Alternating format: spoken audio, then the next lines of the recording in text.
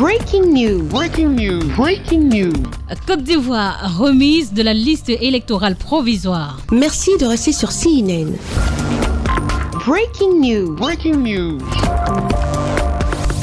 La liste électorale préliminaire pour les prochains scrutins est désormais accessible. Un exemplaire numérique de ce document essentiel pour le processus électoral a été officiellement remis par la commission électorale indépendante aux principaux acteurs. Nous allons l'examiner, l'analyser et puis nous allons également appeler les Ivoiriens en général, mais aussi les électeurs des candidats du RHDP à aller consulter la liste électorale provisoire. L'année 2024 ne commence pas en juillet 2024. On aurait pu programmer la RLE plus tôt, d'autant plus que la CEI est une organisation qui a de l'expérience. Le chronogramme nous c'est par rapport à la révision de 2024.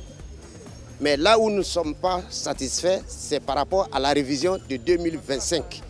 Mais le Front populaire ivoirien tient à cette révision de 2025. Ça leur coûte quoi de faire une révision en 3 semaines, 1 mois et puis raccourcir les délais? Le président de la commission électorale indépendant a tenu à clarifier les points de divergence relatifs à la mise à jour de la liste électorale. Il était prévu de vous mettre la liste électorale définitive en mars pour que vous ayez mars, avril, mai, juin, juillet et août même, 6 mois comme vous l'avez souhaité.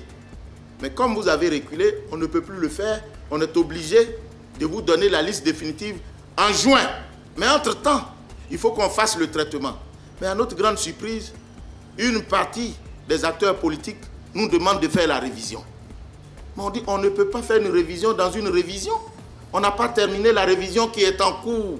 Parce que quand vous devez faire une révision, mais vous vous inspirez de la révision précédente. Or, celle qui précède n'est pas terminée. Chaque électeur est invité à aller vérifier si son nom figure sur la liste électorale affichée dans son bureau de vote. Cette vérification peut également se faire en ligne sur le site du CEI ou par SMS.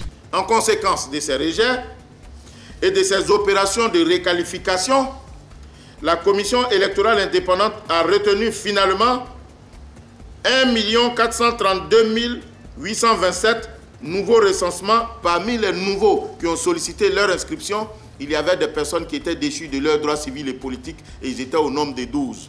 Donc eux aussi, ou elles aussi, ces personnes-là, on les a sorties. Parce que la révision de la liste électorale a vocation à tenir compte des mutations intervenues dans le corps électoral, 293 électeurs ont été radiés de la liste définitive de 2023 pour déchéance des droits civils et politiques et 20 529 autres pour cause de décès. La liste électorale de 2023, c'est elle qui fait l'objet de la révision pour être la liste électorale de 2024-2025.